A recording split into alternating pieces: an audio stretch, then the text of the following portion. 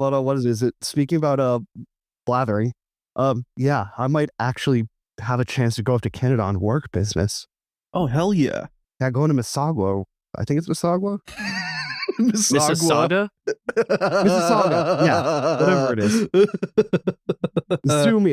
Mississauga's Mississippi's distant relative. I am telling you now, Chris, do not correct that. Go there and just like ask around. Mississauga? Ask them what living in Mississauga is like. No.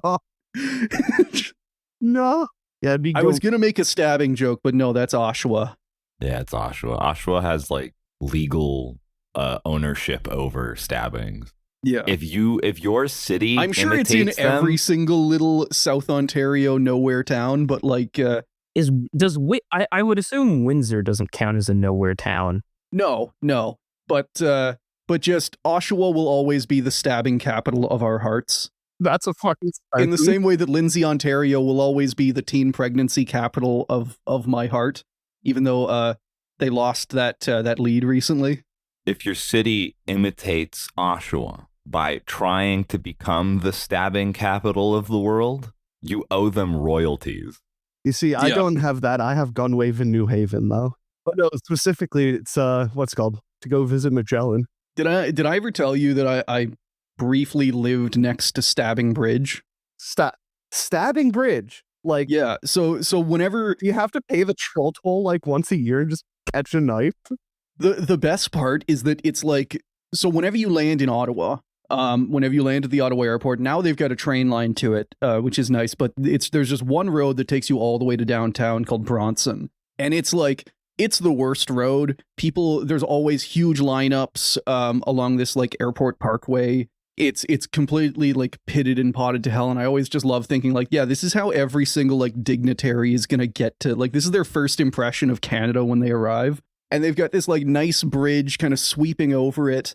It took like 15 years to make. They had to replace it because they kept getting sold bad concrete. And then once it was built, everyone just started calling it Stabbing Bridge because there was a stabbing there. Just not because there are a plethora of not stabbings. Even a trend. There was just one stabbing and suddenly it's... You spend 15 years getting built and you have a real name and you have one stabbing happen on you and suddenly you're Stabbing Bridge. Yep. Yeah. Now I want to know like the statistics of the Oshawa stabbings. Like how many of them were like people who knew each other, right? Because it's usually how violence and crime happens is like usually there's some kind of adjacent relationship between the perpetrator and the victim. We're gonna find out it's some like childhood game went horribly wrong. Like, you know, let's go play stabbing behind the Walmart. Yeah, I remember as a young child going around with knives, and you would just be like, it's time for a good old game of stabbing. First one to bleed out loses. So actually, speaking about that, I just typed Oshawa stabbing into Google, and the first autocomplete I got was update. Oh no. Yeah, like you search Oshawa stabbing and it auto-corrects to put the S at the end. I'm just now thinking about kids playing stabbing, and I know for a fact, I'm trying to think of like what the Calvin ball equivalent would be, because I know for a fact kids would just be making up rules to explain why they didn't lose at stabbing. Oh, actually, I'm in the blood zone. Because I'm in the blood zone, the more means blood I'm on winning? the ground. Yeah. If I get blood on the ground in the blood zone, I get a gun. I'm thinking about this too much because now I'm wondering, is there like a direct lineage to Oshawans and people who live in Birmingham in the UK? Like, I thought you were going for just like there? the original stabbing, you know, like if way back when in proto Oshawa there was a Cain and Abel figure, and that was the first stabbing. The first stabbing in Canada happened in Oshawa. It's like, is Oshawa? Is it like malignant? Is it making people stab each other? Again, it's like, did they know each other beforehand or not? Is like the critical factor, like just living in the city of Oshawa. If they don't, and they're just compelled to stab each other, then I mean, clearly there's ever since man has had the Exacto, there has been the urge to stab. Yeah, some guy in Oshawa is just like chipping flint and like just has a slightly chipped flint and is like, oh man. He doesn't even know he's doing it. Like it's just something's tickling the part of his brain just right. There's the the Terry Pratchett Discworld book where they invent the gun, and then anyone who holds the gun is instantly compelled to use it to kill someone. I'm just thinking about that guy, but with chipped flint. It's the Oshawa knife. And just picturing the JoJo menacing symbols floating off of like the world's shittiest X-Acto blade. Oh, yeah, this is gonna be like if I get back into DMing, I'm gonna do a modern setting, and yeah, like in Oshawa. There's just I am going to make an Oshawa hexblade. You know, the man whose knife spoke to him and has made it his mission I to went stab. to Oshawa and I got this knife, and now I just gotta kill people now. I don't know why. Just as soon as you cross the city limits, just the city starts slowly carving a rune of madness upon your mind. Oh, blood for the blood god and all that, Daddy made me take a bite out of the deer's heart when I was little, and it's just been, all downhill from there. I heard that person next to me thinking about taking my craft dinner, officer. You don't understand. Oh, God. A snowmobile just covered in blood and spikes. Officer, you gotta understand. I had a box of 20 Timbits, and they were gonna come for the sour cream. Out for a rip and tear there, bud. We had a pretty large bang associated with the caution and warning now. Okay, as we have an apparent serious oxygen leak. 4, 3, 2, 1. Houston, we've had a problem. He's in a roll and he can't stop it. Performing an evasive maneuver. Okay, Houston, we've had a problem here.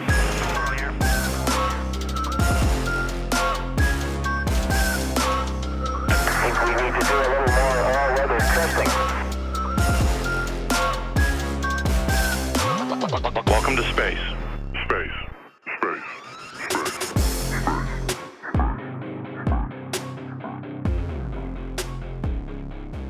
Hello, listener, and welcome to Failure to Launch, the space history podcast where we take you through every mistake, failure, and explosion that made modern space exploration possible. We are your hosts, Quinn, he, him. Chris, he, him. Guest Chris, he, him. And mechanically challenged Chris. He, him. And today we're talking about the Satanist who helped invent SRBs as we know them. That is not what I had written in the script, but I thank you for making that correction before. Yeah, again, I don't want to besmirch the grand tradition of people who blew themselves up. Like Richard Congreve making himself a jetpack out of those old rockets. And exploding in the same way. Well, the issue was he just couldn't find a stick long enough to stabilize himself. Now, we also have a guest for you. Guest Chris, or Chris, it's going to get confusing. You're going to have to sort it out, listener. Is a space industry engineer working on engine testing who has been nice enough to come on, hear about one of the founders of his field, and give us some insight into the wild world of dangerous rocket fuels. Chris, thank you for coming on the show. Yeah, no problem. I when you work in a field like, motor testing, you learn a lot of things that I think people would like to know. And I hope I can still teach you some things about motor testing, specifically the weirder side of it. I'm sure you work with a lot of very weird folks, as most people in the space industry are, but they used to be so much weirder. Yeah, the professionalization of the field really got rid of your kooks and charlatans. It's the same thing with astronauts. They used to be the right stuff. They used to brag about having bigger dicks than each other and then lie on their spacesuit condom sizes. Now they're all people with 3 PhDs who learn and work together perfectly. Yeah, they can do things like, give public presentations about science and, and not sound crazy. Do you think Yuri would have done that? Hell no. He'd have started talking about, the West feminizing Russian boys. Yuri would have fractured the other side of his face as well. Yuri Gagarin throwing himself out of a window to get away from a press conference. Now, this is going to be a series on the story, work, and sex life of Jack Parsons, one of the founders of NASA's Jet Propulsion Laboratory, or JPL. And yes, his sex life is incredibly relevant to this story. Yeah, dear reader, I hope you can figure out what I'm brought on here for. Which of those things I'm the specialist on. Which of the host Chris's, which of you is the expert on sex? Me. Yeah. Okay, good. Perfect. Agree with that. Now, before we get into it, have any of you guys ever heard of Jack Parsons? And if so, what do you know about him? I'm sure I've heard the name. Yeah. Yeah, you've uttered the name before. Oh, And yeah. like every other very subject. excitedly. I Every sure other hope subject he's a on this person. I episode. mean, it's in the Just had to- name-ish. We've had to tamp down the need to find out who this person is. I finally Of course, get to well, learn. this person is Parsons. Parsons, Jack Parsons. Tish. Also, this is one of those cases where a big show that our audience pretty heavily overlaps with has covered a topic before. So yeah, Behind the Bastards has a very good episode titled How L. Ron Hubbard Made an Antichrist Using Sex Magic. I'd highly recommend giving it a listen. It is very good. Though this series is going to have a slightly different focus. We are a space podcast, so we're going to talk about more of the space side of things. Robert Evans is Robert Evans, so he's going to talk about Scientology, LRH, and sex, to each their own. You know, I had a realization. I don't think I've ever heard of a man whose name was Jack who was sane. In fairness, his name is John, and he is, well, we'll get to what his name is whenever he's born. It's even dumber. John Jack Parsons. John Whiteside Parsons. That's a hell of a middle name. That's a hell of a middle name. Now, for sourcing, I am mostly going to be using the book Strange Angel by George Pendel, as well as some supporting articles, which, as you can see there, also includes bi.com in their list of famous people who were bisexual, which Jack Parsons does qualify as. He was a lot of kind of sexual, actually. So I don't know if they can entirely claim him. What, Psycho included? He was most kinds of sexual that you can be. Okay, so he's really spreading out there. And I'm not, we'll get to that. I mean, the trait of any good engineer is being able to work in a multi-domain space.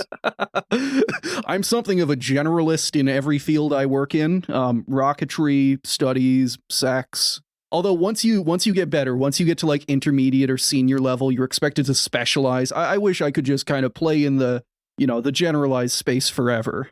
Well, that's when you become a systems engineer. I am a systems engineer. Fuck you.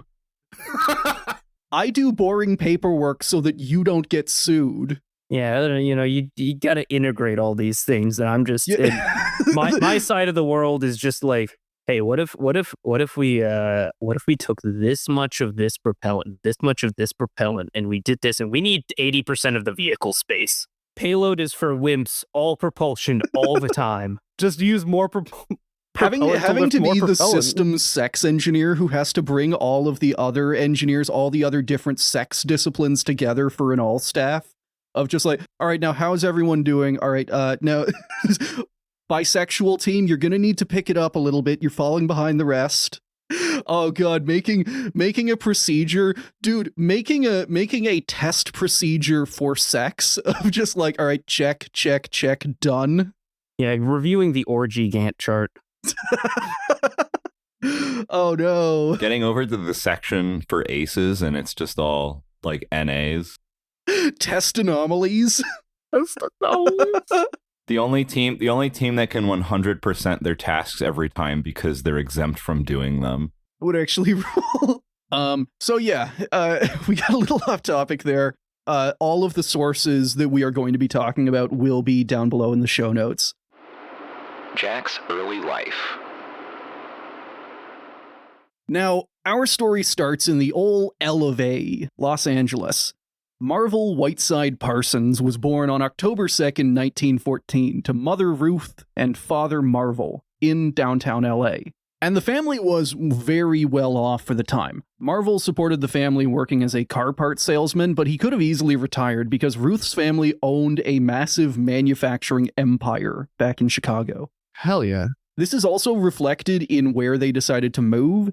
LA was a huge boom town, like rapidly expanding, taking over nearby towns with thousands of people pouring in every year. And it had an overall atmosphere of like fantasy come to life. Anything could be done, especially with Hollywood being incorporated and starting to churn out movies. Basically, little Marvel had everything set for a very comfortable life.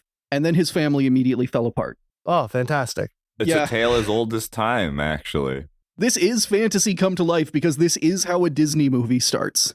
Before Marvel Jr. was even born, Marvel Sr. was enjoying all of the various vices LA had to offer. Prostitutes were his favorite, though, and while we're not sure if he was caught or if he came clean to Ruth, she found out. 4 months after their child's birth, Marvel Sr. was kicked out of their house on Romeo Street. 2 months after that, Ruth was putting the finishing touches on their divorce, despite Marvel's constant attempts to win her back. Quote, Marvel, finally realizing that he had no chance of winning Ruth back, meekly asked her to not name adultery as the cause. Ruth ignored him, and after the divorce was finalized, cut off all communication. Publicly named as an adulterer and unable to see his child, Marvel chose to return home to Massachusetts. Which, on the one hand, queen shit, on the other hand, I love, fine, we'll get divorced, just please don't put it in the newspaper that I am an adulterer. Just can you do me one last solid? Hey, I know I did like a horrible thing to your trust, but My rep, though. Quinn, I'm thinking about My now, street cred. the first place my mind went to was like how the newspapers have a section for obituaries, they have a section for divorces. So every time people get divorced, it's in the newspaper in its own section. Yeah. Just like sitting down, reading, just like, oh, that fucking Marvel dude fucking sucks. He did what now? Marv, you piece of shit. Not our yeah, Ruth. this latest phase of Marvel just hasn't really been doing it for me. This is the real kickoff of the MCU. I prefer the sequel Marvel Jr. Although he wouldn't stay like that for long, because as the final part of cutting Marvel Sr. off, Ruth renamed her child John Whiteside Parsons, though everyone called him Jack. It's the origin of the term jacking it. It was him. What's he doing with the rocket? Oh, he's jacking in. What is that? What's he Don't doing worry now? about it. Jacking off. You know, he's Jack. Now, without a husband to support their family, Ruth fell back on her parents' wealth. And this is kind of the funnier thing where she's a single mother. She just has to turn to her billionaire family's wealth now. So they instantly got a shitload richer. She and Jack moved out to the expensive LA suburb of Pasadena, where they bought a home on Orange Grove Avenue, aptly nicknamed Millionaire's Row. Shortly after, her parents moved out so they could help raise Jack as well. All of this to explain the environment and level of wealth that Jack Parsons grew up with, which was a lot. His early life was very comfortable at home, but also very weird. First off, he didn't really have friends and instead devoted himself to reading. According to his later writings, these stories helped put him on his space exploration path. So he'd read about King Arthur and he'd want to become a knight, or, someone fighting for a noble cause that would benefit all of humanity. And whenever he read Jules Verne's classic From the Earth to the Moon, he decided that noble goal would be reaching the moon. So he's one of those kids who he very much has his eyes set on space right from the start. Now, growing up as a nerd in the 1920s did not just mean reading classical literature. This was the era of pulp fiction magazines and short-form authors getting paid less than a penny a word. When Jack was 12, a new magazine called Amazing Stories was launched to publish what its editor called science-fiction, sci-fi, though technically that term had been around longer. Amazing Stories was actually the first pulp magazine devoted entirely to science fiction, and little Jack Parsons read every single copy. If this sounds familiar to you, that's because we've talked about this period of time before. There is an entire generation of early rocket pioneers who got their first taste of space from the pages of Amazing Stories and Buck Rogers comic books. Quote, "The most popular of the stories and articles to be found in Amazing Stories spoke of spaceflight. Although pulp writers had dreamed up huge guns, anti-gravity devices, and occult rays as possible ways to power their heroes across the universe, the rocket was slowly becoming identified in the minds of the pulp readers as the tool most likely to actually get one aloft. A Chinese bureaucrat named Wan Hu had attempted the first manned rocket flight in AD 1500. So Jack Parsons was partially motivated to get into space by Wan Hu, and yes, they do die pretty much the same way. Are you saying he has a lawn chair with Jado bottles on it? I'm saying that he disappears and everyone maybe he went to space. We can't find him. Then they found his glasses and knew the truth. Well, he left those behind. Ah, gotcha. In the same way that Wan Hu left his foot behind. He didn't need it where he was going. Where I'm going. Yeah. Quinn, I feel like from a storytelling perspective, maybe if you held off on telling us that until the very end, you could you start in the humble beginnings of he's inspired by Wan Hu, and then you get to the ending, and it's just I don't think it's a spoiler to say that a guy died, a guy born in the 1920s is now dead. Or that a guy involved in early rocketry is dead. He could be 100. Yeah, every finger blown off. All the fucking and Satanism kept him alive. I mean, Yeah, the preservative properties of rocket propellants are heretofore unstudied. Oh god, just like rubbing dinitrogen tetroxide on my face, just it does wonders for my pores. I mean, it will really open your pores. Oh yeah, It it'll has open what new cells pores. crave. It'll open your pores down to the bone. Give it a try. Now, naturally, for a kid with an interest in space and easy access to his family's money, little Jack Parsons threw himself into fireworks. He and the local kids even made their research into a game. Each competitor would put fireworks in a tin can and light them. Whoever's can flew the highest was the winner. I may have played exactly this game or similar games in my childhood. And these games soon evolved into amateur rocketry. Jack would harvest gunpowder from his fireworks, compress it into a cylindrical container, and make a crude nozzle out of clay. He basically invented 1920s Estes model rockets. Okay, that's actually awesome. Oh yeah, yeah. And while they didn't always work, Jack constantly refined his designs. Even better, like all good rocket scientists, he likes seeing things blow up, so the failures didn't really set him back any. They didn't, it's all good data, like you said. Yeah, I mean, if you're an early rocketry, if you're in rocketry, like, come on, you're gonna have to accept a few explosions. You got acceptable levels of explosions you need to just tolerate. Not to mention, especially whenever you consider, like, the rocket just not turning on or like not even lighting at all is a very real possibility for a failure. The fact that it lit and exploded is still probably like a good step in the right direction. It was energetic, just not in the right way. Yeah.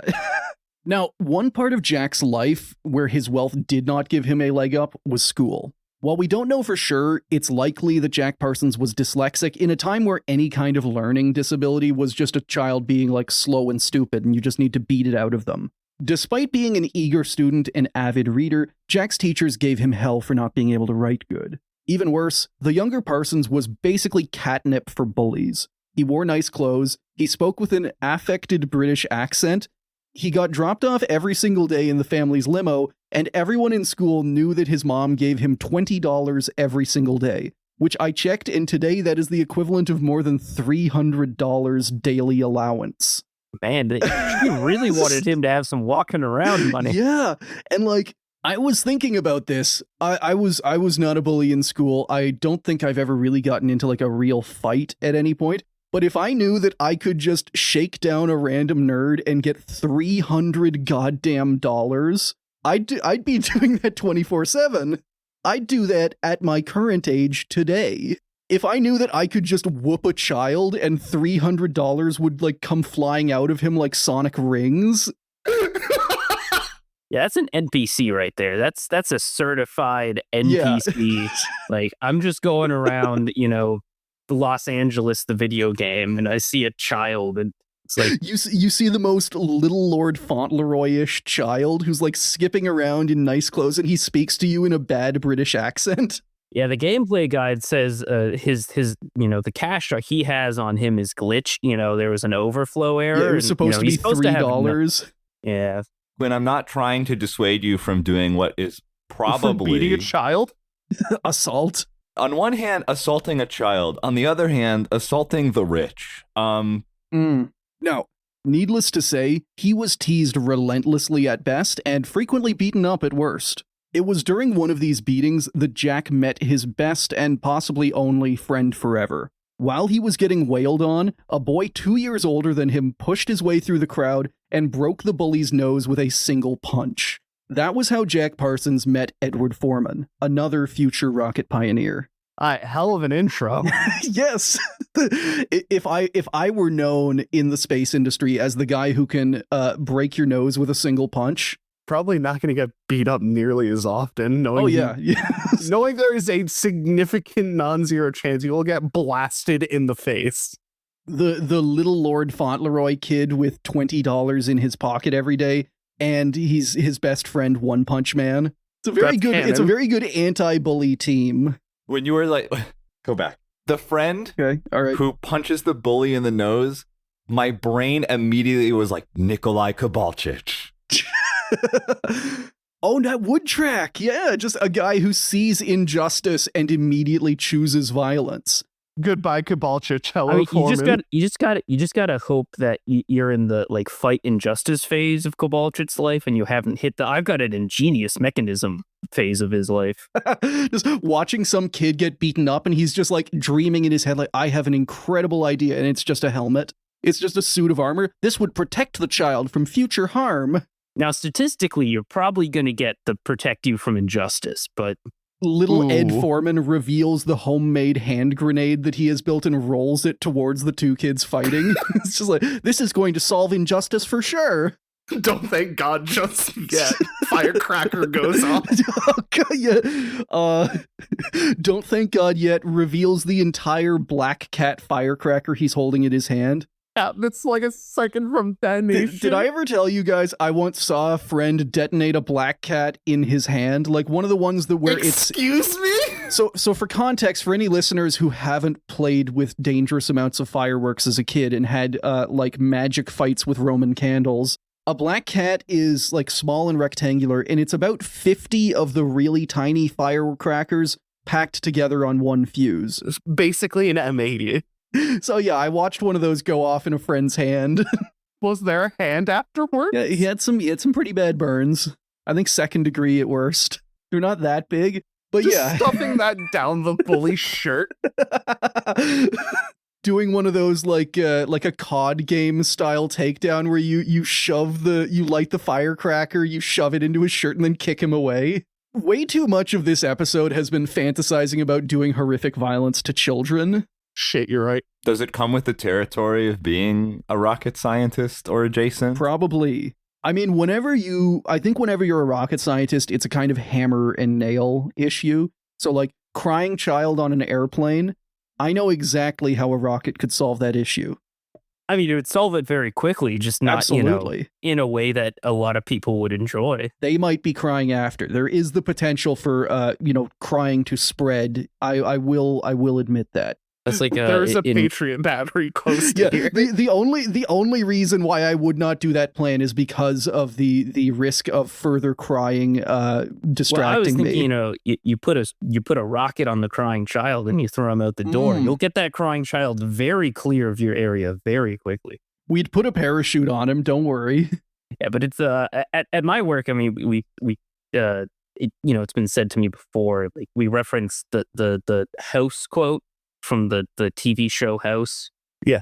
Where he's like, choose your specialist, choose your disease, choose your engineer, choose your solutions. Quinn, your baby monitor reports that your child was at He's falling from airliner height. 30,000 feet and is now at 0 feet and is not moving. Is something wrong? Yeah, I mean, it's probably a little better than the civil engineer solution to a crying baby. Build a little brick enclosure. Listen, I'm going to create just the world's most perfect cask of Amontillado type situation. Yeah, shout out to the civil engineers. You work wizardry with metal and concrete. Please never encase me in it. Do not tell me there's a fine vintage in this wall.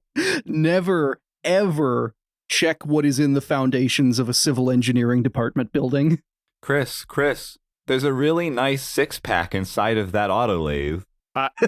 Just reach in and grab it. I just had the mental equivalent of seeing the Live Leak logo just pop up in my field of vision with that sentence. Now, Jack and Edward became fast friends and formed a space research team that would last decades. Jack was the scientist and visionary, while Edward was the engineer and machinist. Jack provided the funding for fireworks, and Ed's engineer father helped them build bigger and better rockets. The two were a junior rocketry dream team, like having Von Braun and Korolev on the same project. To their fellow students, though, they were powder monkeys. And despite that, Jack still kind of maintained this idea that rocketry was a noble pursuit, that he was going to uplift humanity with this. To hammer that home, they adopted a motto: Ad astra per aspera, through rough ways to the stars. Oh, so that's where that comes from. There it is. Yeah. Whew, From 12-year-old future sex magician Jack Parsons. Yeah, now that recontextualizes that being written on all the monuments to astronauts who died in the service of space flight. It's like, Now just reconcile that and then, jorking it on a rocket. Jorkin Dezinit, yeah. Jorkin does. No, I cannot credit that. There's someone on Blue Sky who's that meme has stuck in my head forever of Jorkin Dezinit 2L. For context of the joke, listeners, there is a rocket called the Zenit. Now, I also need to mention that this period of time is the first time that Jack tried to summon the devil. As one does. You got to start early. There had been no real mysticism for him up to this point, so it's entirely possible that he later came up with this story to like try and be more authentic. Regardless, quote, he would describe the experience later as his magical fiasco, which put him off further occult study until he was older, but he also intimated that he had succeeded and scared himself witless. I love that. I love this, like, I got so scared that I never did it again. Also, I completely succeeded. I summoned Satan. He was there. I mean, that just sounds like every, middle schooler's story about Bloody Mary in the school bathroom. Nuh-uh, I totally summoned Satan. Oh yeah, we'll do it right. I can't do it if you're looking. No, dude, it's too scary. It's too scary. Yeah, you wouldn't want me to. Satan told me he doesn't like you, so he's not going to come visit. Meanwhile, little Ed Foreman just sitting there like, my God, he's done it. I do want to say, as we get through this, Ed Foreman is not Jack Parsons' sidekick through all of this. Ed Foreman is legitimately one of the founders of, not founders, but he is one of, a very preeminent figure in modern rocketry. He is an incredibly accomplished engineer entirely within his own right. He also got into rocketry because he was friends with Jack Parsons. Also, at some point in his teen years, Jack's love of explosives seems to have worried his mother, Ruth. To try and set him back on the straight and narrow, she shipped him off to the Brown Military Academy for Boys, nicknamed the West Point of the West. It didn't work. As Ed Foreman's future wife, Jean, recalled, and I'll get someone to read, he blew up the toilets in the whole goddamn place. Once again, hell yeah, brother. They said I couldn't play with fireworks outside. They never said I couldn't put them in the toilet. So I destroyed the shitter. Take that. Yeah, critical support to Jack Parsons for his war on toilets. Finding out that they were not talking about him using fireworks, he just ruined that fucking toilet. It was fucking taco night. Yeah. Get this child out of here. Expel him from this military college. So yeah, he was gone pretty quickly, and he was sent back to Pasadena, where he quickly took up work again with Ed blowing shit up. Now, all of this takes us to 1929, when a certain thing called the Great Depression rocked Jack's world and that of pretty much everyone everywhere. While they weren't necessarily the worst hit, the Whiteside, his mother's family, their fortune dwindled very quickly. They sold their mansion on Millionaire's Row and moved into a smaller home. According to Ruth, even the new view was ruined by the Depression. Right outside their window was the Colorado Street Bridge, which, over the course of the Depression, 79 investors would kill themselves by jumping off it, giving it the nickname Suicide Bridge. It's better than stabbing. Considering the death toll, worse than stabbing bridge. And probably not great for the development of an already kind of weird and fucked up kid. You know he saw at least one person. You could set your clock by them. These years were also rough for Jack. Between his constant misbehaving and dyslexia, he dropped out of high school in 1931, with Ed Foreman following along. But while Ed dropped out of school completely and went into the trades, Ruth Parsons spent the last of her family's meager fortune sending Jack to the university school. This was a sort of weird private school that only had room for 30 students, most of them other problem kids from rich families. The university school is most noteworthy in Jack's life for two reasons. First, we learn how easy Jack is to manipulate, and how this will remain a constant problem through his entire life. When Jack arrived at the school, he excelled and quickly set himself up as editor of the school newspaper. Then, when the school fired its assistant headmaster, a much-beloved teacher named Captain John Miles, Jack started publishing articles and rallying students in defense of Captain Miles. A petition signed by 17 students, which is more than half of everybody at this school, read, "We, the following students of the university school, wish to express our appreciation to Captain Miles for his help and cooperation during the past 2 years. We extend to him the sincere wish that he always receive the same square deal that we have received from him." So they sent this along, basically, this petition saying, hey, don't fire him. A bunch of students, they even threatened to quit, leave the school, which would have been devastating considering it was the Great Depression and this school only has 30 students. Every single kid leaving is 3.3% of your budget. But the petition was a fake. A few days later, Jack admitted to the headmaster that Captain Miles had actually forced him to write the letter, as well as put all the names on it. So he had effectively been tricked into starting an AstroTurf movement. Oh, fantastic. Yeah. The second thing that the university school did was give Jack a new direction. Through his time there, he was still working on rockets with Ed on the side, which his new teachers saw and encouraged him toward the field of chemistry. Specifically, they recommended that he try and sign up for the California Institute of Technology, or Caltech. Unfortunately, Jack didn't have the money for university. He barely had the money to live. In 1932, when the Depression was at its worst, Jack decided to start working to support his mother and grandmother. When he wasn't in class or blowing shit up with Ed Foreman, Jack worked part-time at the Hercules Powder Factory, an explosives manufacturer. Which, of course, this is where he was going to find himself working. Hercules, which became Thiokol, which became Northrop, which became what was it before it was bought up by Northrop Grumman? I know Thiokol. I'm not certain of the ones after that. It must not be important. We can't remember it. But yeah, no. A very established name, both in explosives and later in rocketry. So this was perfect for Jack in many ways. He got to earn some money and support his family, but the other workers also taught him the hands-on realities of explosive chemistry. Crucially, for a man who would later work on SRBs, they taught him the difference between high and low explosives, which was also something he didn't really know at that point. He had been trying to make rockets out of fireworks, which are high explosives, which doesn't really work all that good. Quote, Parsons was taught that making a good propellant is much harder than making a good high explosive, just as it is more difficult to sing softly or dance slowly, and he learned what ratio of ingredients, powder grain size, and density of packing would obtain the most powerful and the most reliable black powders. I mean, that's very true in terms of like building a solid rocket, because people think solid rockets are a very dumb thing, and like conceptually, yeah, it's a trash can of boom, but like designing a propellant grain, doing all the chemistry on like how quickly you want it to burn, what kind of pressure profiles you want. Not to mention how it's set up inside the booster, because it's not just filled up to the brim. You know, like you've got it's your grain geometry, which your grain geometry can cause a lot of issues. Like you can have pressure waves that will echo off the inside of your grain geometry, which can cause instability, constructive instability. And when I say constructive, I say that in like the engineering system sense, which means increasing. Yeah. Not in the sense of this is good and constructive criticism on my work. Constructive you can rapid unplanned disassembly way.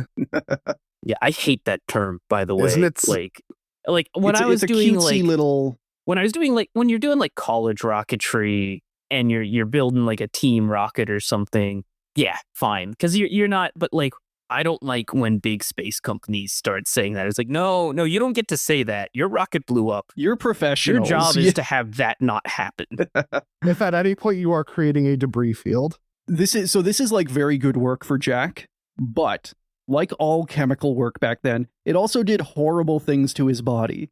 I've got one of those damn nitroglycerin headaches. They claim it will wear off in about a week. And crucially, this is not just from inhaling nitroglycerin. This is from whenever it is absorbed into the skin. It dilates the blood vessels. This is, why it's used in some medicines, and it gives people monstrous headaches. And yeah, true to their word, he had a headache for about a week from working with this stuff. Yeah, the modern era of you wear gloves to handle things. Man, it sure was wild in 2007 whenever they invented the glove. Everything just became so much easier. Yeah, it's workers became a less consumable resource. Up until then, like until someone figured out in 1972 to like actually use your hands, everyone was just mouth bombing the chemicals around the plant. You take a bite and you just spit it out wherever you need it. You read about like the history of chemical work, and it is wild how many people had to die or be horribly injured for things like, "Ooh, you should wear a mask around these things." Smash cut to that famous picture of the asbestos shoveling competition.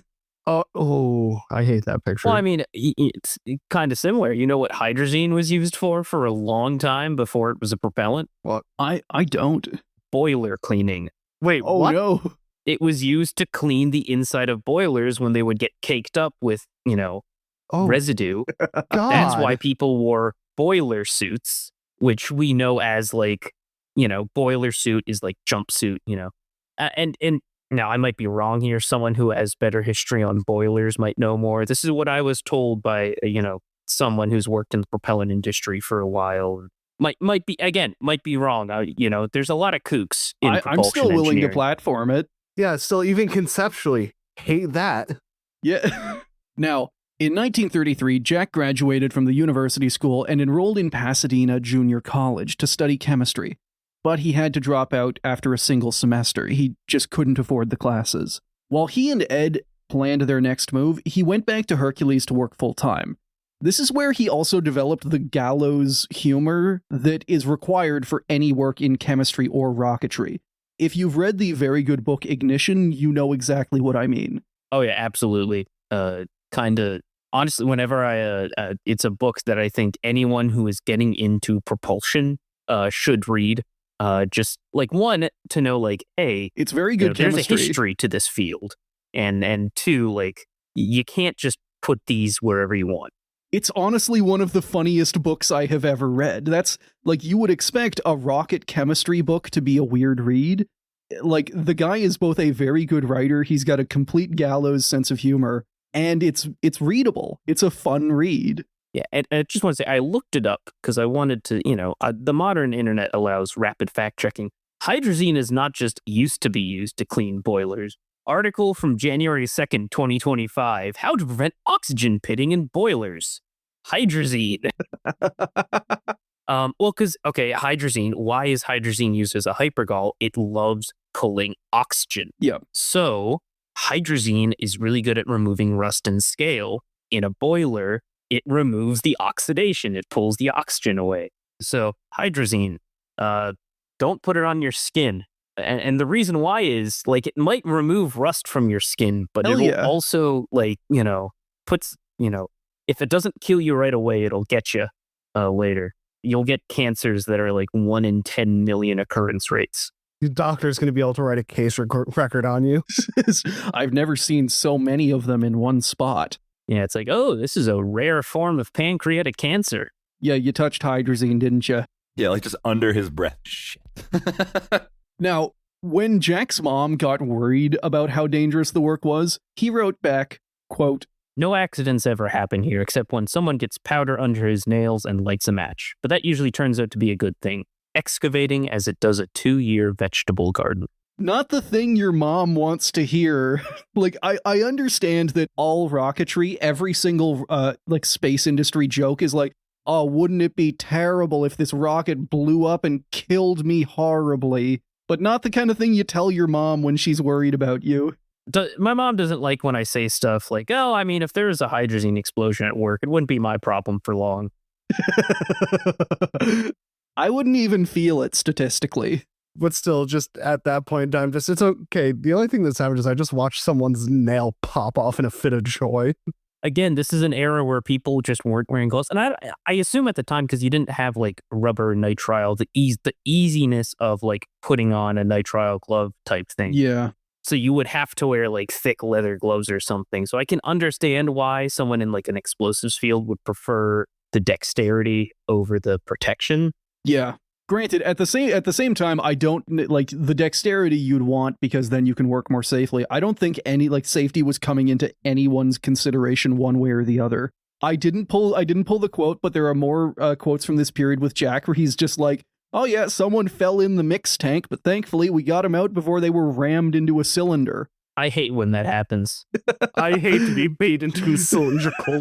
Yeah, if I'm object. ever rammed into a cylinder, it's just a bad day. Me looking at the booster that's leaking blood, and it's just like, well, he'd want it to be lit. We should still use it. Yeah, you got some iron additive in your propellant mix. This is how you get to space.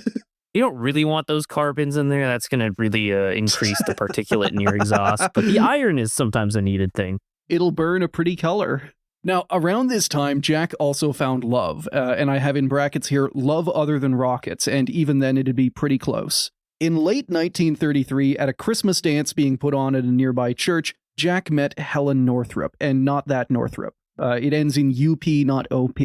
It would have been even funnier, though, if he married into the Northrop family.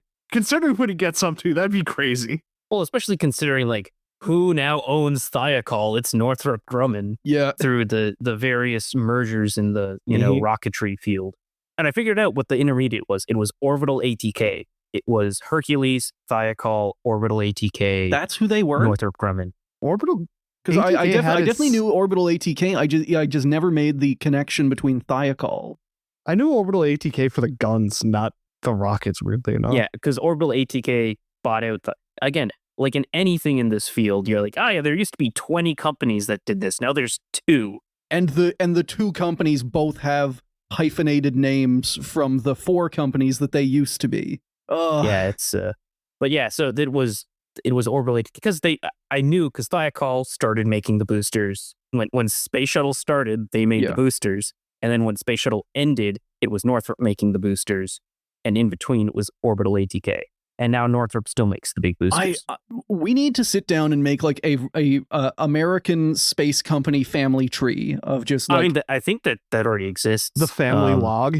In acquisition trainings, I think they sometimes will show you a chart of like. I guess if you're signing up at Northrop Grumman, yeah, they have the slide that shows all of the companies that they used to be. Well, I mean, this is just in general. If you're any kind of acquisition work, like government contractor, either side, it's good to like. That's something that they talk about as a current issue is the fact that all these companies merge. So now you don't have alternative suppliers as much. You can't be like, oh, well, if Northrop Grumman's production line starts having an issue, Okay, and to be clear, I am not saying there are any issues at the Northrop Grumman production line. I'm using this as an example. I'm going to switch to generic term. If Company A is having a production line issue, can we go to Company B with the technical data package and have them make the same missile? But now there is no Company B. No. Or Company B, there is a Company B, but they have all your other contracts, so now you can't give them that additional one because it'd be a violation of sourcing. Like monopolizing and whatnot, yeah.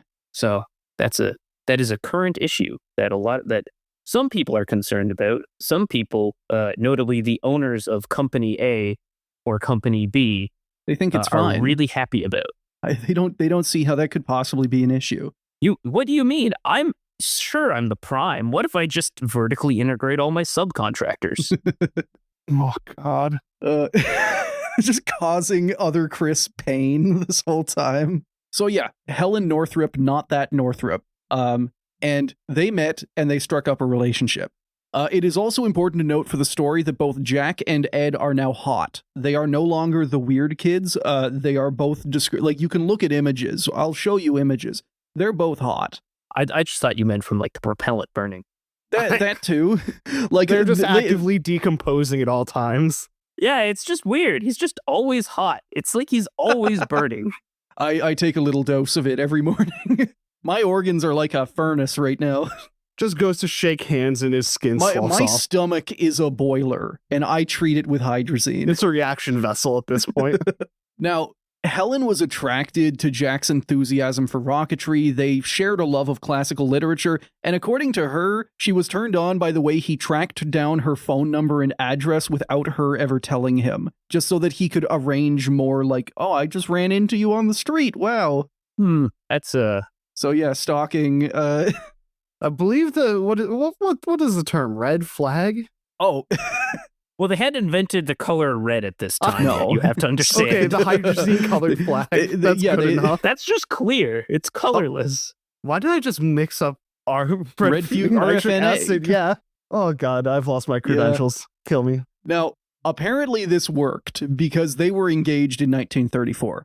Jack gave Helen the ring that his absent father Marvel had given his mother Ruth.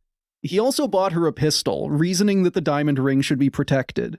Man's covering all his bases. You know, like, normally if you were trying to be gallant, you would say that I, your husband, will protect you and the ring. But he's very much Jack Parsons. His kind of attitude is just like, no, you've got a pistol. You do it. Jack Parsons empowering women since 1934. Kinda, like, considering the era, he was not as being a sex wizard made him notably less sexist than a lot of people at this time. Hey, I mean, he's just a good tenet of community self-defense is that you don't just rely on one or two people to have the gun. Everyone's got to have a gun.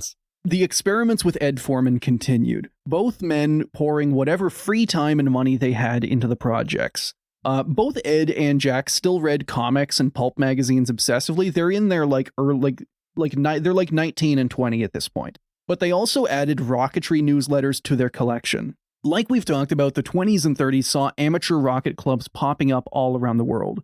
America's biggest club was the AIS, or American Interplanetary Society, which later became the American Rocketry Society. We'll definitely talk about it more in the future, but for a fun tidbit, the AIS was started by a sci-fi publisher, and it's very lucky that he didn't form it as a way to actually do space stuff, but just because it would be a factory for science-y ideas that he could then write about.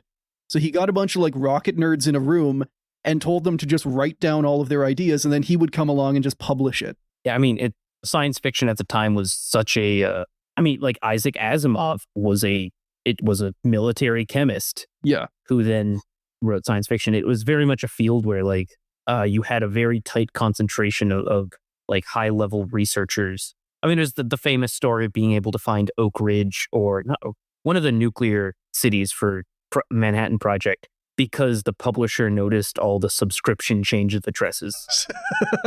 They're like, oh, you got a bunch of nuclear scientists all moving to this location. What's going on there? Just noticing, every single week, an entire convoy of 18-wheelers shows up and is just loaded with nothing but amazing stories and Buck Rogers comics. Just drop that and just hear the NSA just have a heart attack audibly. The comic book truck coming by, all the scientists run outside when they hear the jingle. Yeah. But reading the AIS newsletters and all of these other, the VFR in Germany, for example, they're reading all these newsletters and they realized, Jack and Ed, that they might be going down the wrong path. Up to this point, they had worked exclusively in solid rocket fuels, and they'd gotten very good at it. They were fine-tuning mixes, playing with fuel grain sizes. This was not just fireworks anymore. But every rocket society in the world seemed to be in agreement that liquid fuels were the way forward. And if the pair didn't want to be left behind, they'd need to transition over to this new type of fuel. But that also meant that they would suddenly need, they'd need fuel injectors, cryogenic fuel, stuff they couldn't dream of getting by themselves. They needed help. The Suicide Squad. In 1935, Jack Parsons and Ed Foreman sat in on a lecture at Caltech. They'd been drawn in by the headline in the LA Times. Rocket plane visualized flying 1,200 miles an hour. William Bolle, an aeronautics grad student, was giving a presentation about the work of a young Austrian engineer, Eugen Sanger. And if you remember our episodes on OTRAG, yes, that is the same Sanger who tried to build hypersonic Nazi bombers. Jack and Ed were not just there to learn what other rocket nerds were up to around the world, though. They wanted to network. Unfortunately, Bolle was too busy with other research to help them, but he did put them in contact with another Caltech student interested in rockets, Frank Molina. So this is kind of they are in the assembling a team phase of the heist movie right now. They have scouted out Caltech as the big place where if they're going to do liquid rockets, they need to go to Caltech. That's where all the money is. That's where all the equipment is. And they have now made a contact there, someone who can help them navigate the bureaucracy of Caltech, and that is going to be Frank Molina. It's also worth mentioning that Caltech was basically like a scientific mecca in those days. In an incredibly short period of time, it had picked up some of the most prestigious professors and researchers from around the globe. It was not uncommon for students walking around campus to see Albert Einstein riding his bike. If you went to this school, your profs could be Robert Oppenheimer, Niels Bohr, Werner Heisenberg, or Charles Richter. Watching Einstein fall off his bike. They also had by far the most stacked lineup of any astronomy department. Robert Millikan, Edwin Hubble, George Hale, and Theodore von Karman. Oh, Yeah. Also lining up with Jack's future, and as you talked about earlier, guest Chris, much of this scientific work was sort of blended with the spiritual. For example, the famous Mount Wilson Observatory created by George Hale was nicknamed the Monastery and plastered with Egyptian hieroglyphs. Inside, the researchers performed semi-mystical rituals to bless the telescope for luck, and the New York Times described Hale as a priest of the sun and the Zoroaster of our times. He is a sun worshipper. He is the sun god. So some good Adeptus Mechanicus, going on here. Oh, yeah. Oh, they're leaning in. And like, it wasn't entirely, I don't want to mock it, because I do think, like, sometimes it goes above and beyond, but at the same time, whenever, like, there is a very good case for people who are at the leading edge of science to have either a real, like, kind of spiritual view. There are plenty of people, spiritualists, who are at the leading edge of science, but to also view their work as kind of mythological in a certain way, you know, like, I've seen quotes, I've read biographies of people working in the field who felt like they were, you know, Prometheus stealing the fire kind of thing. Yeah, I guess that's just the tester in me being like, yeah, you're Prometheus stealing the fire, but I see what happens when your stuff comes on my range. Not the best fire you stole there, dipshit. Absolutely good that these like ideas should be smashed, you know, like the you know, more mythical stuff, Icarus flights. Every big egotist who works in the space industry loves having an Icarus flight and just crashing and burning. They just like to do it. So all of this meant that Jack Parsons and Ed Foreman had made a very good decision coming to Caltech. Frank Molina, their new friend, worked at the Guggenheim Aeronautical Laboratory, or GALCIT, one of the most advanced aerospace labs in the world, and home to a massive 10-foot wind tunnel that every aerospace company in California paid to use. They were also lucky because Frank Molina was what you would describe as a disgruntled employee. He was getting paid less than $0.25 a day, like a quarter the coin, and he didn't get to do any fun stuff, so he was very eager to help. And with that, the decades-long duo became a trio. Parsons was the chemist, Foreman was the engineer, and Molina the mathematician. But that's not to say there weren't clashes. Jack Parsons was Jack. He wanted action, he wanted to build big rockets and launch them into space, and he wanted the world to know that he was aiming for the moon. Molina was more conservative. He knew how Caltech worked, and he knew that a lot of rocketry was still considered comic book sci-fi, even by the experts and geniuses at Caltech. To give you an idea of the prevailing attitude towards space travel, and this is going to piss off anyone who works with or knows space in our audience, here's a New York Times opinion piece attacking U.S. rocket pioneer Robert Goddard. He does not know the relation of action to reaction and of the need to have something better than a vacuum against which to react. Of course, he only seems to lack the knowledge ladled out daily in high school. Rockets can't work in space, dipshit. There's nothing to push against. Yeah, famously, didn't they publish a retraction of this article after the moon landing? I believe so. It is also worth mentioning that that articles and attacks like this, like Robert Goddard, he came out, he did rocketry, and then a bunch of attack ads came out against him, and he was forced into hiding. He went completely, like, he started doing testing on his own little ranch. He didn't bother anyone. He didn't talk to anyone. They effectively, like, pushed America's founding rocket father into obscurity. Oh. Yeah. And it's also the fact, like, again, all of these geniuses, the guys they are trying to work around at Caltech, these guys have Nobel Prizes. Like, you could easily run into Albert Einstein at Caltech, and if you told him that you were working in rockets to go to space, he'd just go like, what do you mean go to space? How would the propeller spin, idiot? Again, you know, choose your specialist, choose your outcome. You know, the Exactly. particle physics guys are like, yeah, I assume that, you know, you would have a propeller because isn't that how things fly?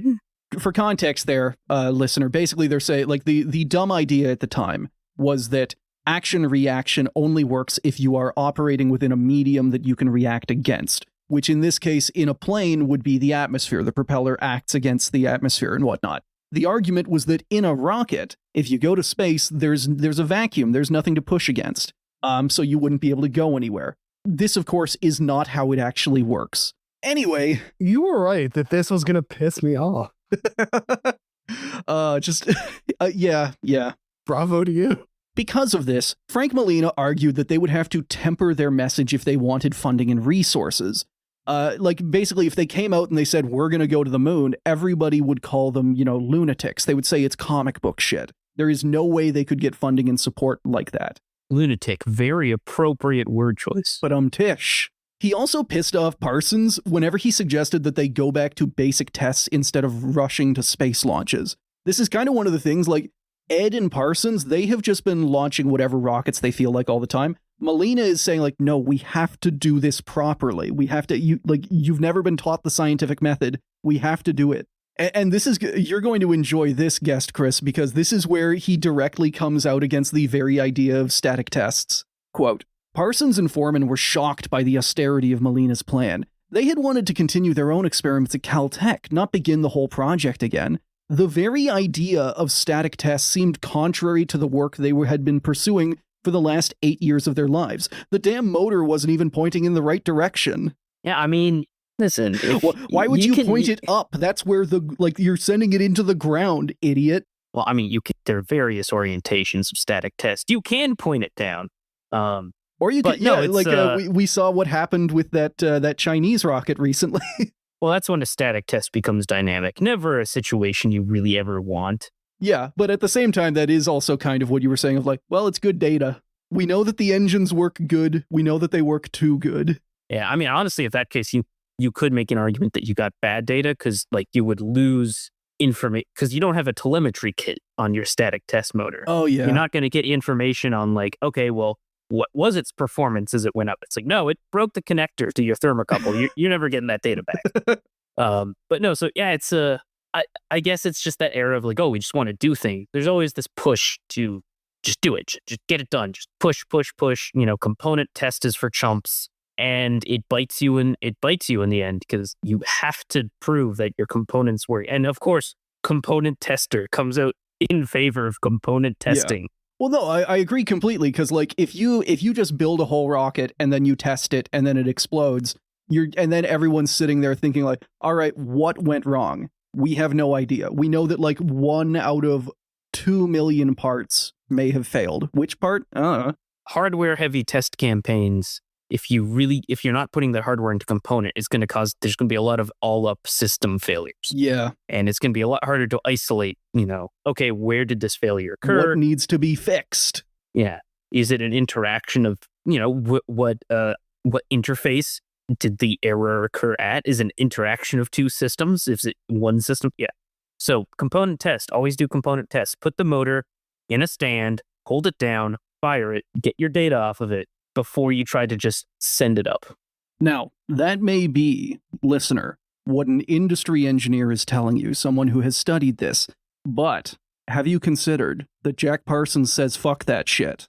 And whenever he says fuck that shit, Jack Parsons, sex magician, may also mean something else. We just have to keep adding the Appalachians. I was reading this and I was hoping in the same way that we found out that like the invention of the hot air balloon also invented inflation porn. I thought Jack Parsons was going to independently invent aeromorphs, but rockets. He's not Dr. Jack Parsons. No, he is Jack Parsons' sex magician. No, he is a man of the flesh. I will say that for him. Also, I do kind of feel bad like laying all of that stuff out, laying out all the sex magician jokes, even though we have like there is nothing supernatural about him yet. He is just a weird guy doing rockets so far. The problem is knowing what's coming. Yes. But Tish, when Molina first went to Caltech professors, he pitched them on a simple sounding rocket meant to test the fundamentals of liquid fuel rocket engine design. Nice and simple, nice and conservative. And they still got shot down. Famous physicist and colossal eugenics fan Frank Millikan flat out told them that rockets couldn't work and echoed the New York Times, telling Molina that rockets can't work in a vacuum, idiot. Their savior was Theodore von Karman, who wasn't a big dumb idiot. Now, he couldn't give them any money, but he did agree to let them work under Galsit's auspices. With von Karman's approval, the team rebranded as the Galsit Rocket Research Group. To everyone else on campus, though, they were the Suicide Squad. What are we, some kind of Galsit research team? Now, 1935 also saw Jack finally marry Helen. True to form, he couldn't focus on anything other than rockets. After exchanging vows, Jack forgot to kiss the bride. I had an excellent idea for a rocket just now. Oh god, leaning into Kiss, and then you just hear the Nikolai Kibalchits just like, I'm drafting a design for a flying machine right now. Helen, do you mind? I'm thinking. Getting in the way of the rockets. Now, despite not being a formal part of the Suicide Squad, Helen often suffered their unique approach to science anyway. Quote, on one occasion, Parsons' grandmother was rushed to the hospital at the very moment that Parsons was heating a large vat of explosive on an incinerator he had constructed in their backyard. Handing a large spatula to Helen, Parsons told her to keep stirring and under no circumstance to stop until he had returned from the hospital. With that, he left a petrified Helen to stir the foul-smelling chemicals until his return some hours later with the news that his grandmother was fine. Just the most intense eye-to-eye contact. Don't stop fucking stirring.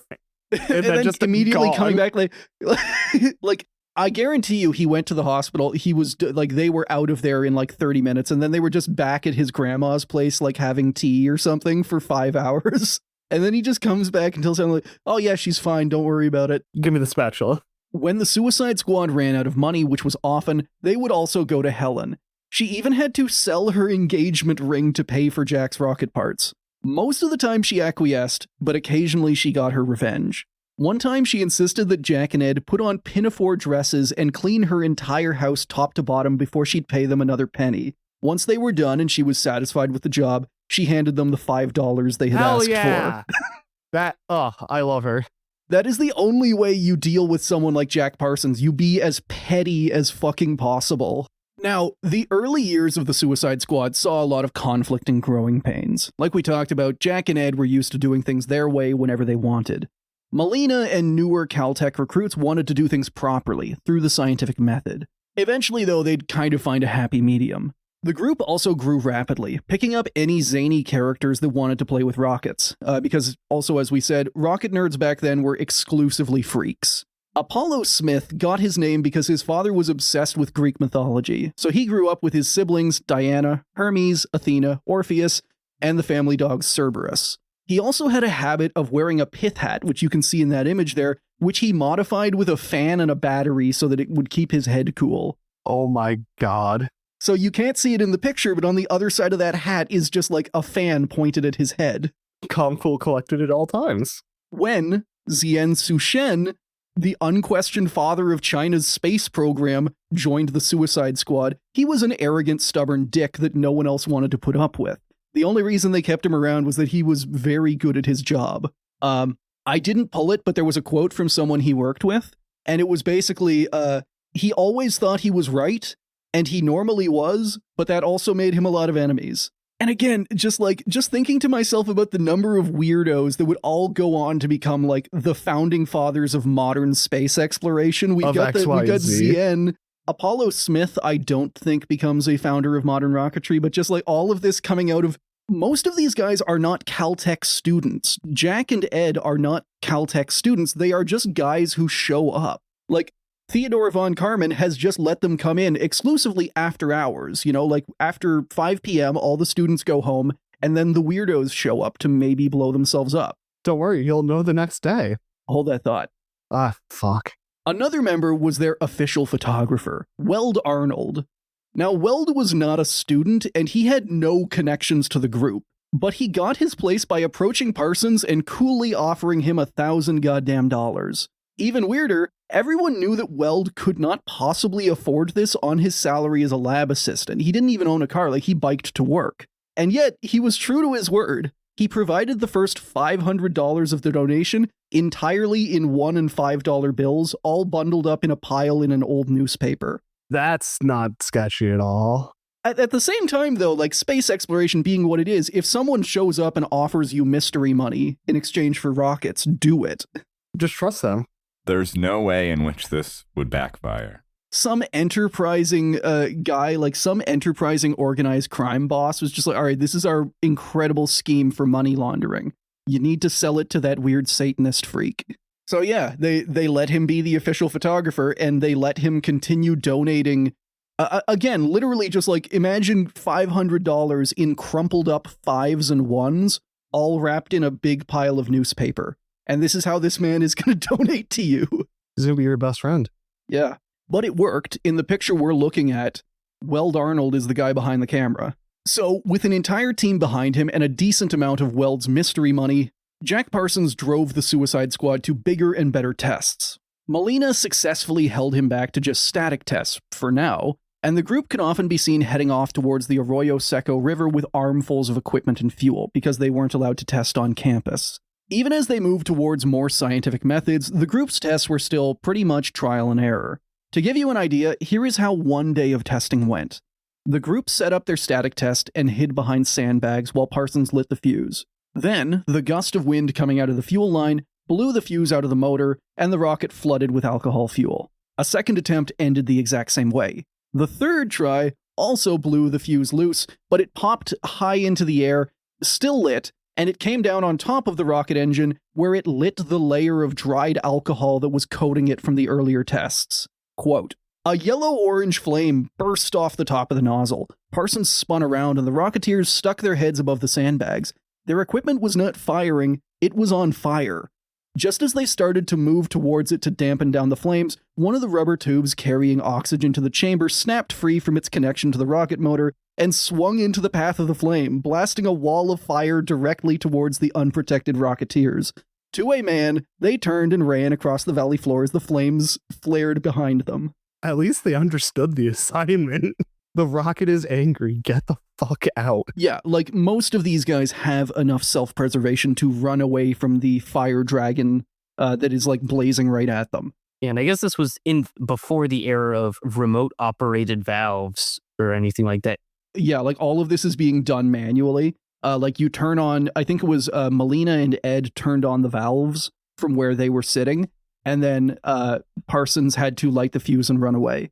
Eventually they would move to spark plugs, but they're still at like lighting these things by hand for now. I'm just thinking like in the case where you have a fire and your oxygen hose disconnects, in modern times, the first action is close the oxygen supply valve.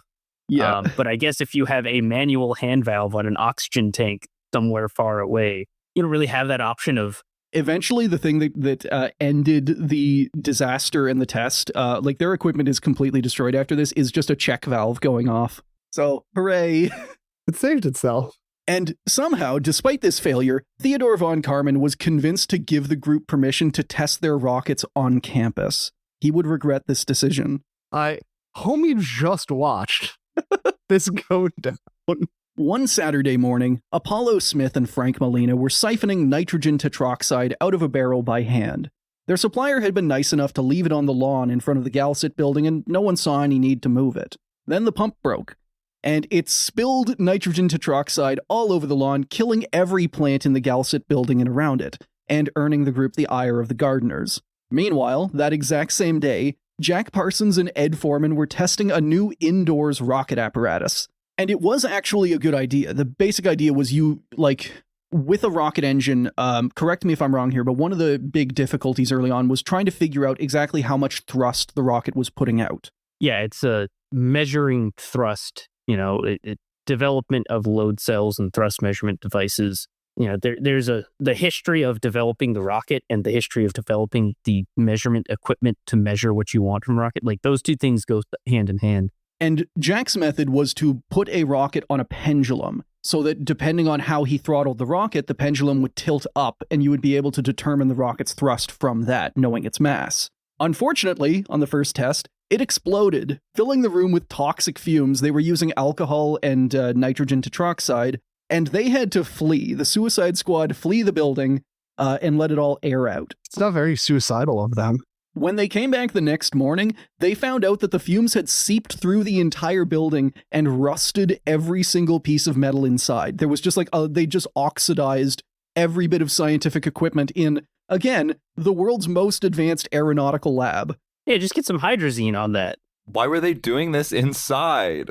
I mean, What to a answer dipshit. your question, Prime Chris, why do it inside? It's like, you want me to be outside doing this? It's hot out there. It might be raining out there. My pith hat wouldn't work. When you have to just do the test as soon as possible for no reason other than you just want it done. Yeah, I mean, I will say of the pith helmet, only guy with head protection out there. Yes. Just the little fan blowing hydrazine down on the top of his skull. So the way this is described is that like they now have the janitors and the gardeners pissed off at them, and they come in the next morning and they are able to successfully evade the gardeners who are holding a full-on like picket in front of the Galsit building telling like, what the fuck, you killed all of our plants. And then they get inside and the Suicide Squad immediately runs into the janitors who force all of them to spend the entire day scrubbing down every single bit of metal in the Galsit building. At least they didn't get, just harpooned with gardening tools. Yeah, and at the end of that, von Karman did have to kick them out. He kicked them outside to a big concrete pad where hopefully they couldn't hurt anyone but themselves. Despite the near constant failures, the Suicide Squad was making progress. Their first successful engine burn lasted only 3 seconds, but they would improve that to 40 seconds and then over a minute. And that wasn't the only thing on Jack Parsons' mind. Cliffhanger time. See, in between rocket tests, Jack was making a name for himself. He heard about a car bombing in the news, and he decided that he could use his explosives expertise for justice. And that is where I am going to cap off this episode in our series.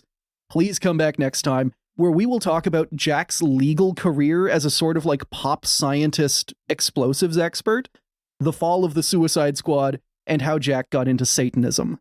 Oh, man. Jack Parsons, you would have loved the podcasting era. Oh, God, he would have been so good at podcasting. Like, I don't know if he's got a poster's heart. You know, a poster's heart is a very, like, specific thing, but, like, he would have podcasted with the best of them. I think he could get into some shit. Doing a live stream. Oh, he would totally have a live stream set up for every rocket failure. So yeah, that, everyone, is part one of our story on Jack Parsons. How do we all feel? I'm excited. It's been a wild ride, and we're not even done yet. We haven't hit the apex of the art. You gotta love early rocket pioneers and their approach to testing as, we should probably do it. Before, institutions really decide or really found out how to like start filtering out people that are kind of nuts. And again, I'll remind you, Jack Parsons and Ed Foreman are not students of Caltech. They have no official relationship to Caltech. The rocket test group, the Galsit rocket research group, is not a formal thing. It's just a group of guys, and that's just what they call themselves. They are not formally associated with the school in any way. He's just a guy who shows up on weekends and occasionally burns down the building. I still like the rusted everything it wants. Yes. I mean, yeah, that's any kind of oxidizer. You can very quickly tell if you've got like oxidizer leaks on a test stand.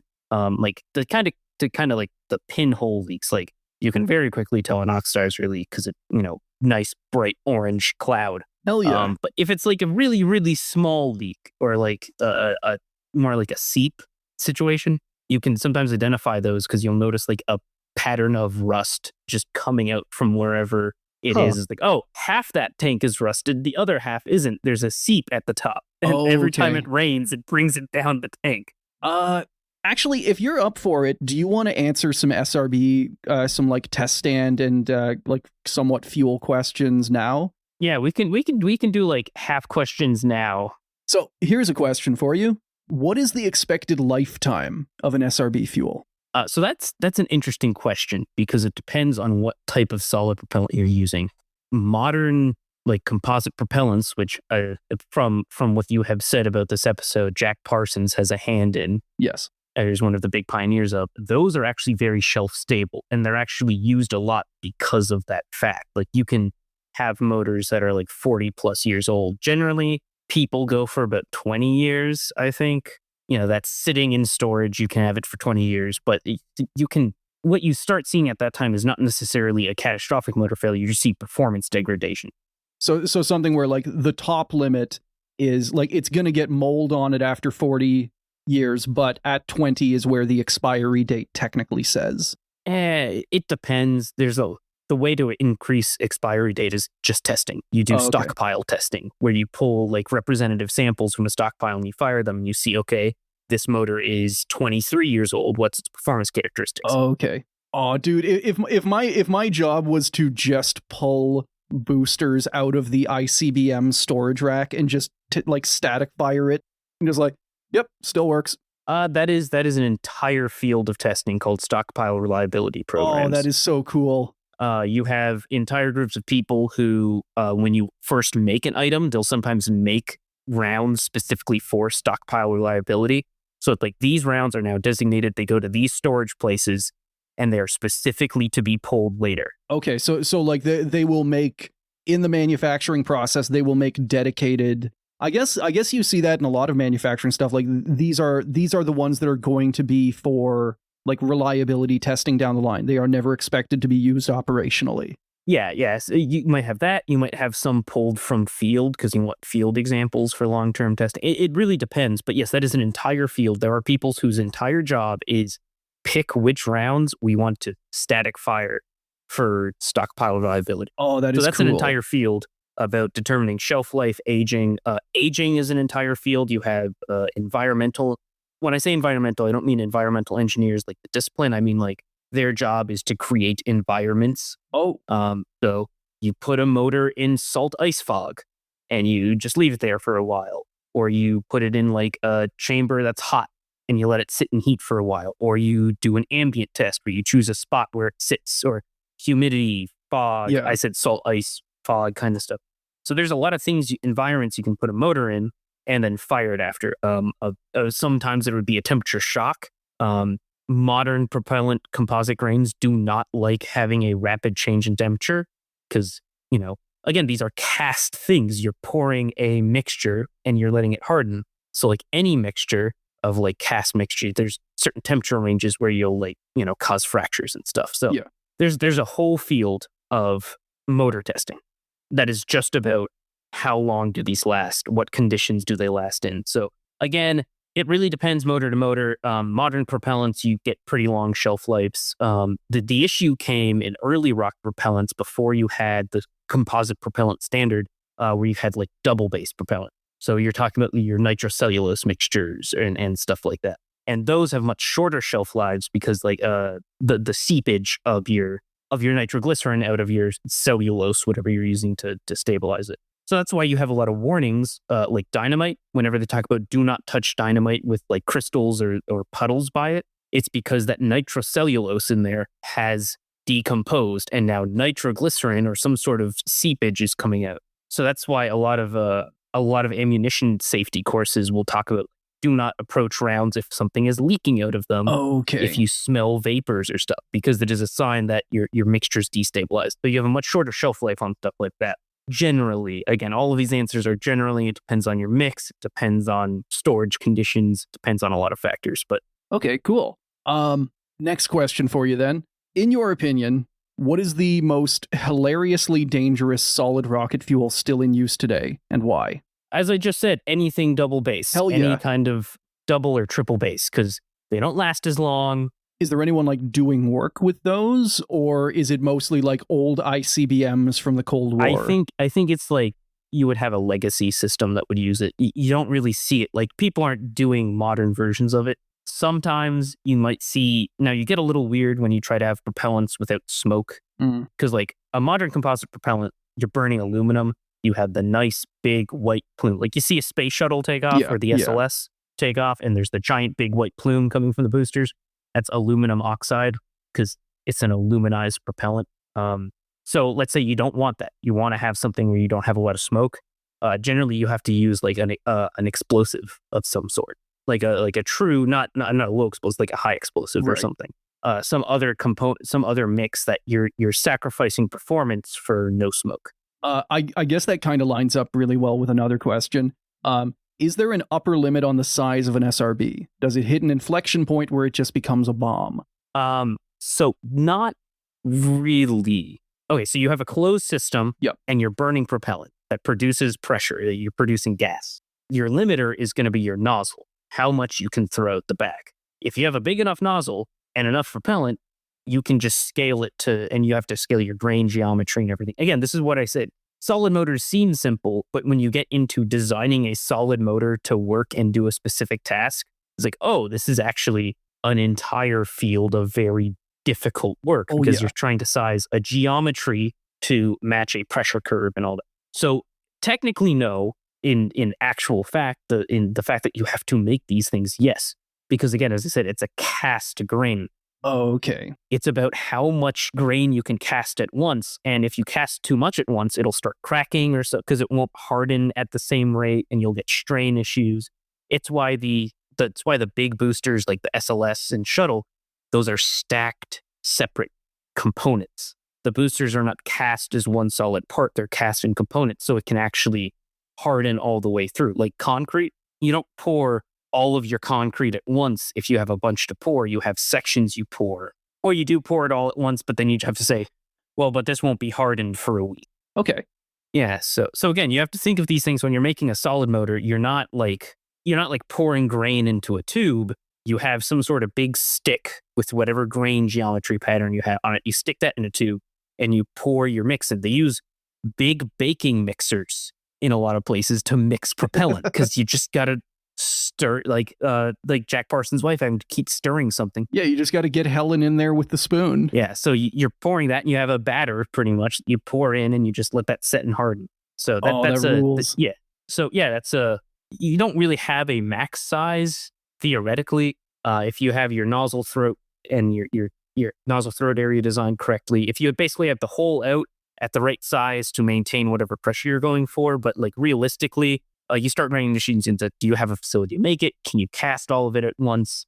You know, are you starting to segment it? Because if you start segmenting, then you really start not having a lot of concerns because you can just make a bunch of segments. Right. You can make a 5-segment SLS booster and that produces however million pounds of thrust. Do you lose performance in segmenting? Like, why not just do segmenting all the time? I don't think you really lose performance because, you know, you're not changing your propellant mix. You're not changing the area that's burning. The only reason you don't do it is because it just adds complexity to the case. You have to have a joint that doesn't fail. And now you have to have O-rings and seals and all that stuff. Yeah. Okay. No. I'm seeing what you mean now. Yeah. Bringing up O-rings specifically. Yes. Challenger is an excellent example of. Now, the thing with Challenger, what I will say is every single engineer who actually worked on building the booster told them not to launch. Yep. Because when you design a rocket motor, you design it within a set of specifications, and that includes operational temperature. You have a minimum and a maximum. And when you're designing a booster to be launched from Vandenberg, California, and Cape Canaveral, Florida, your minimum temperature spec is probably not going to be super cold. Now, I know Vandenberg I only mentioned because the shuttle was, if anyone who digs into shuttle, they originally planned on launching from Vandenberg and Cape Canaveral. Okay, cool. They never launched from Vandenberg because the Air Force very quickly didn't want to put payloads. Mm-hmm. They didn't want to put payloads on the thing that they demanded design changes to put payloads on. Oh, I love the history shuttle. of the shuttle program. NASA had a design they wanted to go with, and then they said, well, we want to have Air Force contracts as well. So they made design changes. So anyways, but all the engineers said, do not launch. We did not design this within a tolerance for this cold. But it was an engineering management decision, and even past the engineering management, like a top-level management decision to go on with the launch against the recommendations. Yeah. So I think that is a good place to cap off today's episode. Again, Chris, thank you so much for coming on, learning about Jack Parsons, and also answering fan questions just about not just the horrible stuff, but also getting a lot of insight into the actual, like, the design and the design considerations that go into a lot of like SRB and hypergolic stuff. This has been an absolute blast to have you on. Yeah, number one SRB fan here. I'm going to just say it right away. Anyone who starts saying stuff like, well, you can't throttle them. One, you're wrong. You can throttle an SRB. It's just complicated. And two, name an abort situation in which throttling down a liquid engine would prevent total loss of a craft. Audience, you've heard the challenge. Like, there's not a lot of situations where it's like, something's going wrong, throttle down, and it'll solve the problem. If you're having a propulsion issue, very few cases where that works, or where you wouldn't just be doing a crew abort anyway. Our audience being what it is, I'm sure the number one liquid fuel fan is also listening, and maybe the number one hybrid fan as well. Number one hybrid fan, I'm sorry, dude. You're one of those fields that's always just a few years away. Just a few years. We just need a few more years to develop. Fusion. I can talk more about hybrids if y'all want in the next episode. I will absolutely it's activate that for you. Yes. It's an interesting concept, but when you start like what I said about grain geometry and stuff, you can, I'll leave that as an audience now exercise. Imagine flowing some cryogenics over that and seeing how it handles it. Yeah. Yeah, like just audience, think about a hybrid motor. Think about the complexity of a grain geometry and maintaining a steady burn across it, and the importance of stable burning. And think about why a hybrid motor might have issues. What could flow cause? That is your homework for next time, audience. Get it done. Yeah, your homework. Give me a propulsion lecture. Give me a for next time, audience. We fully expect you to have built, funded, and tested a hybrid rocket motor for us to play with. Nail your theses to the door. But again, thank you so much for coming on. And I'm really looking forward to next time whenever we actually get to the sex magic and a lot more dumb stuff. Yeah, well, thank you all for having me on, and I hope that I didn't rant too much and that the audience can make sense of what I'm saying. There is no such thing. Dear reader, I hope you had a wonderful time, and as I will encourage you to get into hobby rocketry. I love that you doubled down on the text version of podcasting by referring to them as reader. Yeah, everyone's a reader now. Dear reader. Podcast reader, goodbye. Goodbye. Adios. Goodbye. Thank you to everyone who have signed up to support the show, and a big shout out to all of our top tier patrons.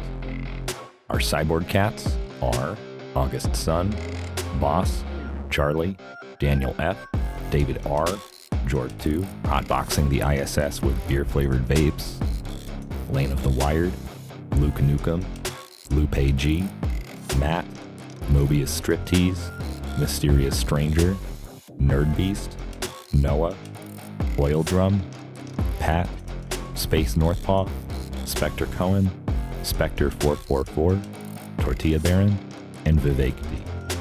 Our space dogs are a Union Thug, A Blinkhan, Act Guy is Best Guy, Adam H, Agent Carter, Angry Old Man Yada Yada, Anthony C, Otto Fox, Band User, Baron M, Ben L, Boomzilla, Cantaloupe Was Taken, Chainsaw Snuggling, Charles G, Cole C, Captain Lag, CSD 2016, Daddy Bongo, Double Time, Dr. Shockmaster, Ank, Aaron, Fractal Moonlight, Furious Luddite, Ian W, Emmanuel L, JMM, James A, James C, Jamie K, John C, John Tastic 20x6, Kara Chameleon, Kate D,